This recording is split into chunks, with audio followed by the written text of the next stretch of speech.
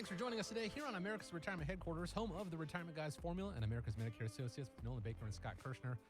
And myself, my name is Chris Swan. We do appreciate you joining us today. Here's how you reach out, 419-794-3030.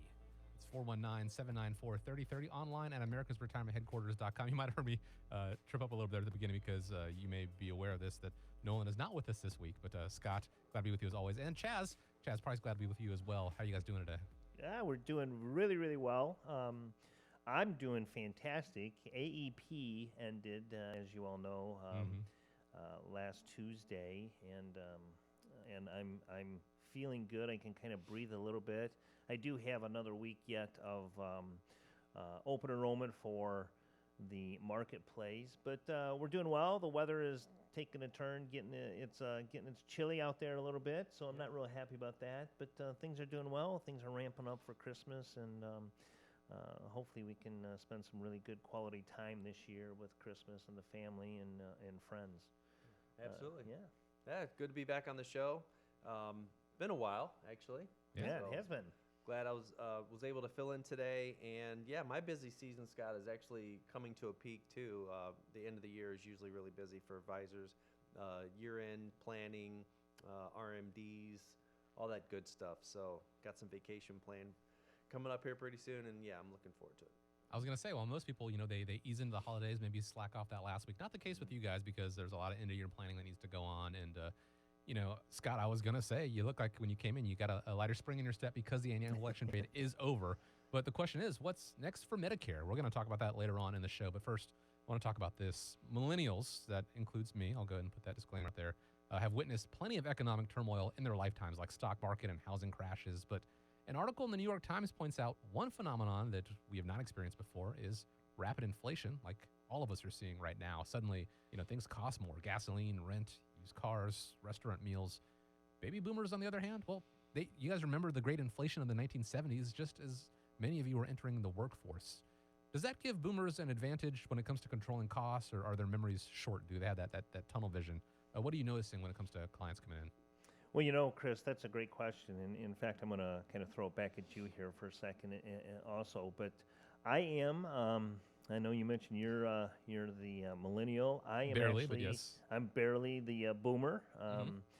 So, I look back and I remember those days when, the gas prices were really low, and all of a sudden they started going up because I started paying for all of those things myself.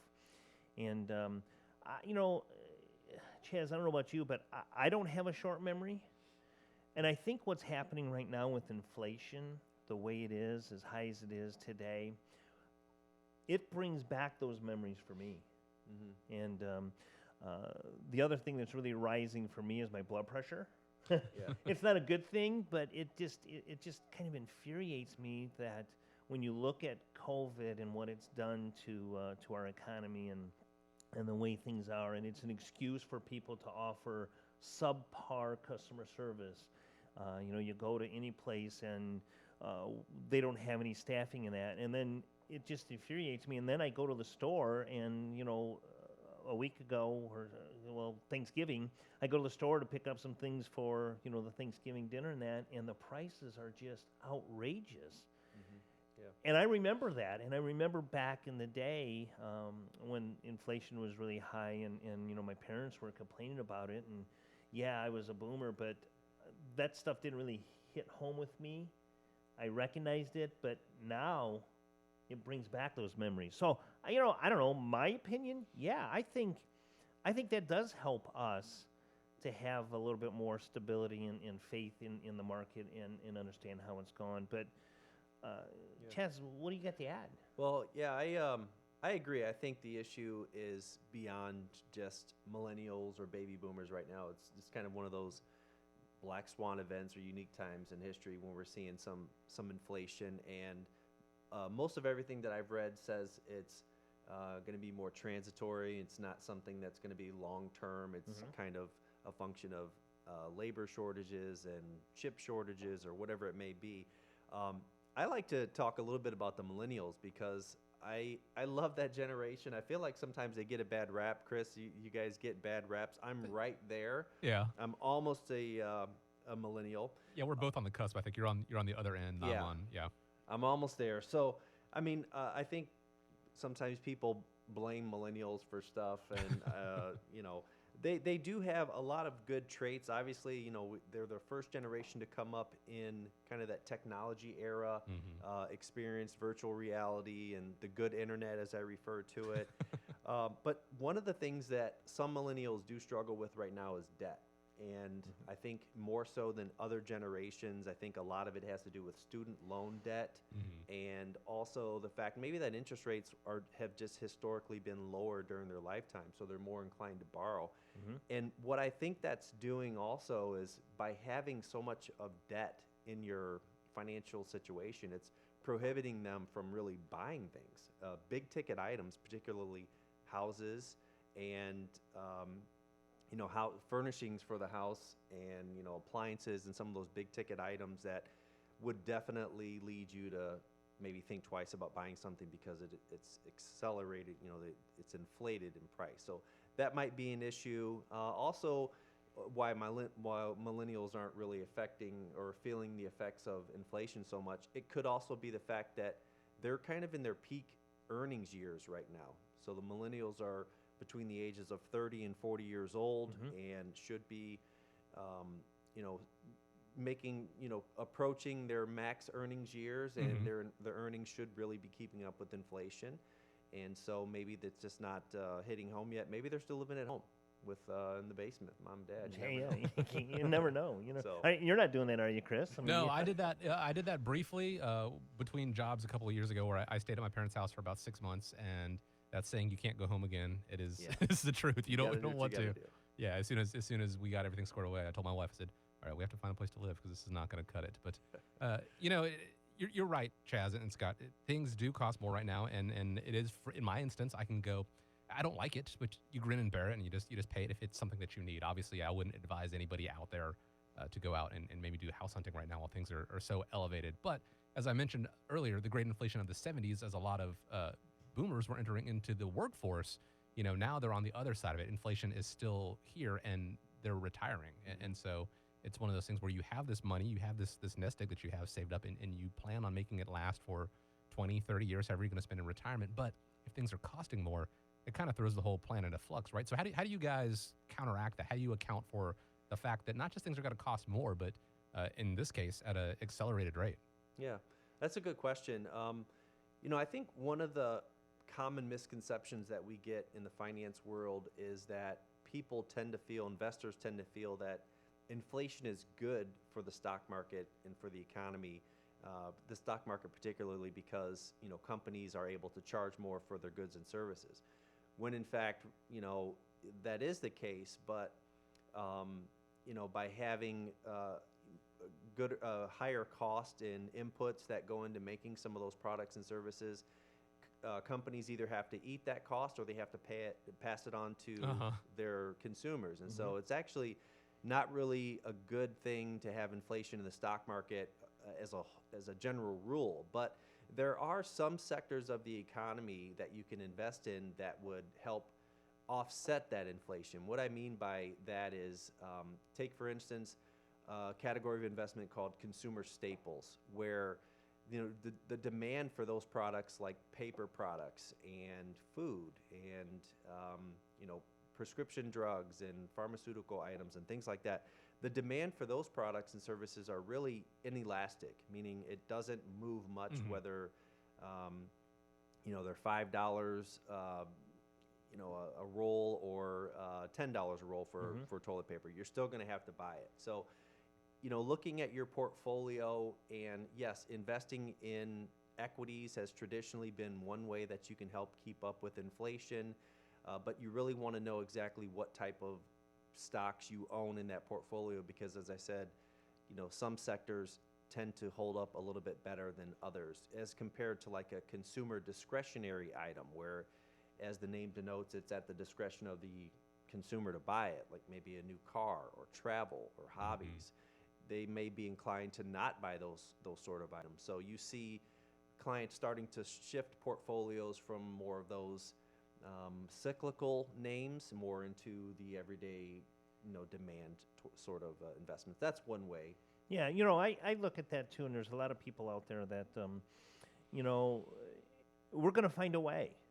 You know, Americans, for the most part, we've always found a way to get through the hard Yep. times. And, you reflect back on 9/11, and you brought the country together, and inflation goes up, and when the market crashed, you find a way. And I think, and I don't know about you, and I don't want to speak for all millennials, Chris, but, if you think about it, a lot of the millennials that I associate with, they don't worry or concern themselves about a lot of these costs because they find a way to get it done. And like you said, Chaz, maybe it's because they are in their peak earning periods of their lives, and well, you know what, we'll just make more tomorrow, and I need this, whatever the product may be, and I'm going to go buy it. And it's not going to really impact their life because they still do it. You think about the gas prices.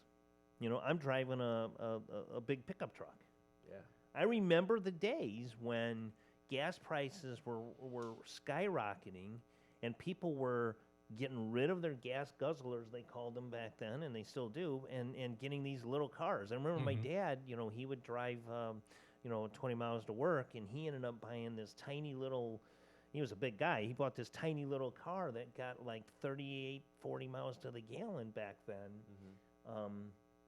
And today I don't see that. I just see people still, I love my truck. Excuse me. I love my truck, and I'm going to have my truck, and I don't care what the gas price is because I could afford to pay it. Yeah. It could be also that there's just a lot of other things that are going on for people to be worrying about right now. Oh, well, that's Namely, true. surviving being one. We've got, income inequality, student debt, as I said, trying to find affordable housing, racial inequality. There's just a lot of other things for millennials to be worrying about right now. So that maybe inflation's number 10 on the list could be. But It's certainly on the list, but maybe, yeah, like you said, not as high priority. Scott, you said something there, and then it's the attitude of, yeah, I'm going to go ahead and pay for it. I'll just go and make more money tomorrow, which is the case for me, and I think people that are still in the working world. But the show is called America's Retirement Headquarters. We're speaking to retirees and pre-retirees where they're not going to say, oh, I'm going to go out and make more money tomorrow because, well, they're retired. It's now about how do I make this money last me for my retirement, what I've spent all this time working for. And that's where having a plan comes into play, and that is where America's Retirement Headquarters comes into play. The Retirement Guys Formula, America's Medicare Associates, all of it comes into play. So to start developing that plan for you, 419-794-3030 is how you get started. That's 419-794-3030, or if you prefer online, americasretirementheadquarters.com. Another factor to consider in retirement, Social Security. At some point after you retire, obviously, you're going to collect it. It might surprise you to learn you're probably going to have to pay some of that money back to Uncle Sam in the form of taxes. As a matter of fact, over the next decade, they're expecting retirees to pay about $650 billion with a B in taxes on their Social Security benefits. And I can already hear my dad grumbling about this. Didn't we already pay that taxes on that money while we were working? What's the story here? yeah, that's a good point, Chris. And I think that's definitely something that's always on everybody's mind is the concept of double taxation, and the fact that with Social Security, you pay, and you may even go as far as triple, quadruple taxation when you look at it, because you pay sales tax, you pay tax on your earnings, and then once you finally retire, you pay tax on the benefits that you paid to get by paying taxes. And so it's definitely a gripe. The point is that, unfortunately, that double taxation, if you will, on Social Security benefits is very lucrative for the United States government and for the Treasury.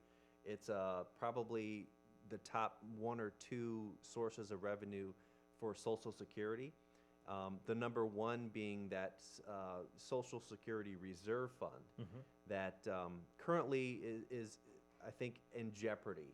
I've done some research, and this was a while ago during my MBA studies, and had to write a paper on Social Security. And I think the estimates at that time, and they're still accurate today, is that Social Security Reserve Fund is dwindling, and at some point close to 2035, 2037, somewhere around there, is expected to be exhausted. That means that the majority of the benefits that you're going to be receiving if you're on Social Security are going to be coming from the FICA taxes, the Social Security and Medicare taxes that workers are paying into.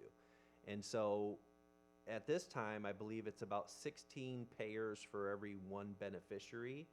Wow. As you know, the baby boomer generation is kind of sunsetting into the later stages of retirement, and you know, people just aren't having that many children. Families aren't that big. There's a dearth of workers, a shortage of workers, and so it's expected that you know that percentage of how many workers paying into Social Security is really going to dwindle down to about 2 to 1, 3 to 1. Mm-hmm. So there are some pretty significant issues with Social Security, and it's definitely something that I think is going to be on future political platforms in some reform. It's just not clear in how to tackle that yet. So that being said, back to the original point is that it's not going away. Taxation, we pay about 12.4% in wages to up to about $137,000 of earnings that go towards Social Security. We pay half of that as an employee, and then the employer pays the other half. And so it's a very lucrative position for the government to be in as far as paying Social Security taxes. One thing that you can do is if you are paying, you're on Social Security, and let's say, for instance, that's your only source of income. You know, one thing that we've been doing, especially kind of going back to the beginning of the show here, some of our year-end planning involves making sure that we're taking advantage of negative or zero taxable income. Mm-hmm. And so if you're not aware of this, not all of your Social Security benefits are taxable. At the most, only about 85% of your Social Security wages are going to be taxable. So I guess that's a silver lining, if you will, a bright spot, that not 100% of the earnings from Social Security are taxable. But if your provisional income is all the other sources of income that you have, and half of your Social Security, as an individual filer, if that's $25,000 or less, then you pay zero tax on your Social Security benefits. If it's between 25 and 32, then you pay 50%, and if it's over 32,000, you pay tax on 85% of your benefits.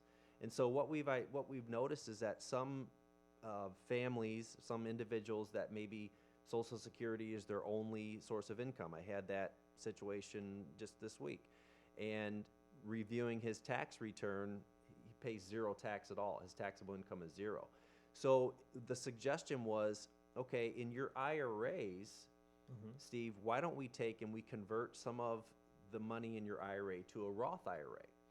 Because you still have a deduction, you know, that you haven't fully used. Your only income other than Social Security was about $5,000. You know, he gets a $12,000 standard deduction. Why not fill up your taxable income, add another $5,000 or $6,000 to your taxable income, so that after your deduction offsets that, you still are at a zero tax break. And it kept the income, the provisional income, less than $25,000, so his Social Security wasn't taxable. So again, through, you know, yes, Social Security benefits are hypothetically double taxed. It's probably not going to go away, but there are some things that we can do to kind of help offset some of the taxes, and it help at least put you more on more level ground with Uncle Sam, and making sure he doesn't take too much of that money. Obviously, knowing that you're going to have to pay taxes, you're probably going to have to pay taxes at Social Security. When the taxation first started in 1984, it affected about 1 out of every 10 households. Today, it's about 50-50.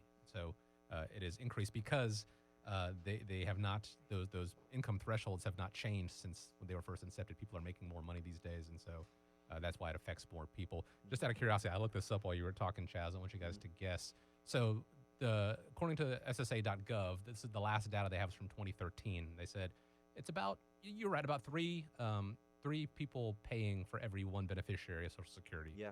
When it was first created in the 40s, you want to have any guess on what the ratio was then? I would say probably 25 to 30, just because people weren't living as long. I don't know. That's a good question. Scott, what do you think? Oh, gosh. I have no clue. Play it on me.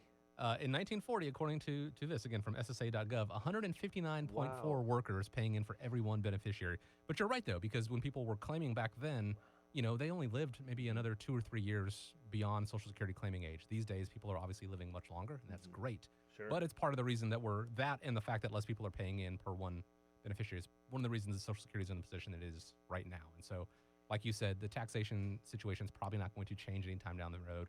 Knowing about it is one thing. Planning for it and maybe planning around it, especially at the end of the year here, is a whole other thing. And that's where Chaz Price and America's Retirement Headquarters can help out. 419-794-3030. That's how you get started. Go ahead and give a call, again, right here at the end of the year and see what moves you can make to, hopefully lighten the tax burden down the road for you. 419-794-3030. So we teed it up at the beginning of the show here. Annual election period is officially over. Again, Scott's breathing a huge sigh of relief, walking with a bigger pep in his step. But what is next for Medicare? A lot of people have made their changes for 2022, but is there more to do? Can they just sit back and wait until next year, next AEP, or is there more to do? Well, for me, I was hoping that was the case, but it's never the case, actually, not at all. So I put together a little hit list of some of the things that you need to be prepared for. So if you have met with your advisor and you have made a change, keep in mind that your prescription drug plan, if you change that, the old one will automatically cancel and be replaced by the new one. If you have a Medicare Advantage plan, the prescription card will automatically cancel and your Advantage plan will have your prescription card coverage on that. Also, if you have a supplement and you go from a supplement to an Advantage plan, you're going to need to cancel that supplement on your own. Your advisor or agent won't be able to make that cancellation for you in most cases. And the one big misconception a lot of people have is, they see it's because everything is plastered all over the television. The AEP and all these commercials with Three Joes and Jimmy Walker and Dynamite, all of that stuff. If you have a supplemental policy or a Medigap plan, that is not impacted by the AEP. If you do have a supplement or Medigap, you must have an individual or a PDP plan, prescription drug plan. That is impacted by AEP, so you'll want to make sure that you update that because the drugs change in that, and that's already happened. You do get the opportunity after January 1st from January 1st through March 31st, we are in the open enrollment period. And the open enrollment period allows you to make that one more change. If for some reason you feel that the plan that you chosen, and let's say you switch to an Advantage plan, and the plan you chosen is not necessarily what you think it was, or maybe you found out that a doctor's not in the network that was originally, or you just don't feel comfortable with that change, you get a do-over. So you can make a change to the supplemental plan that you have, the Advantage plan that you have, and you get that opportunity from January 1st through March 31st. So, there's a lot of things that are still going to be happening. If you are one of those people that turned 65 during the 2022 period, you have your IEP, which is your initial inception period, which you can sign up for a Medicare supplement or an Advantage plan at that time. So there are still things to do. You can sit back and enjoy your holidays with the family and friends because once that change is made, nothing really takes place until January 1st. So the plan you have right now will still be in effect until January 1st. Any changes will start then. You should be getting your ID cards in the mail, depending on when you enrolled in your new Advantage plan. You should start getting your ID cards in the mail or getting contacted from the new company. That should already be taking place. They shut it down on the 7th of December, and the simple reason for that is they want to give enough time for these companies to get the ID cards in your hands before January 1st. So that should be happening. You should be good there. And, my advice to people would be this: just try and relax, stick with your plan, don't beat yourself over whether or not I made the right choice. It's a good move. Your advisor wouldn't have advised you to do that if he had your best interest in hand. Trust what you've done.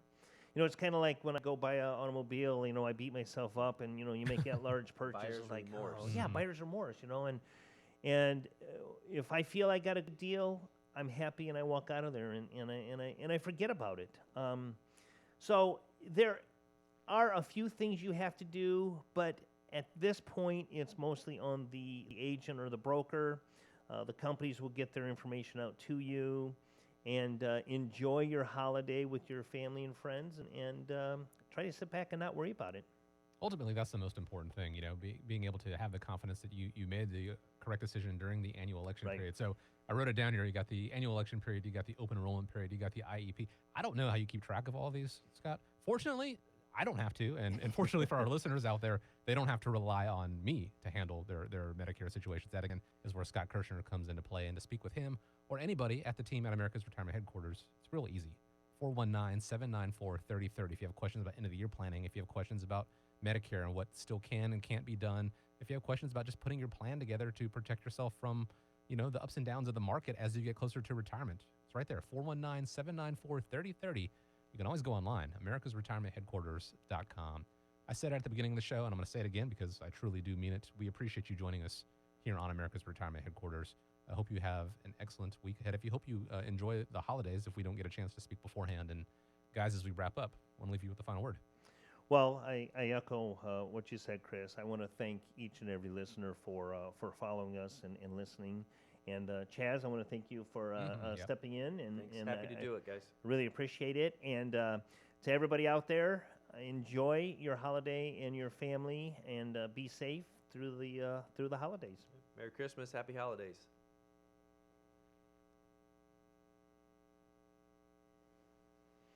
That's a wrap. All right. Travis, do you have the right phone number on there? Because they're saying 3030, and it's... That's the radio tracking number. Yeah. And the one we do Facebook is just the normal number. Okay, gotcha. But it said 794-3053.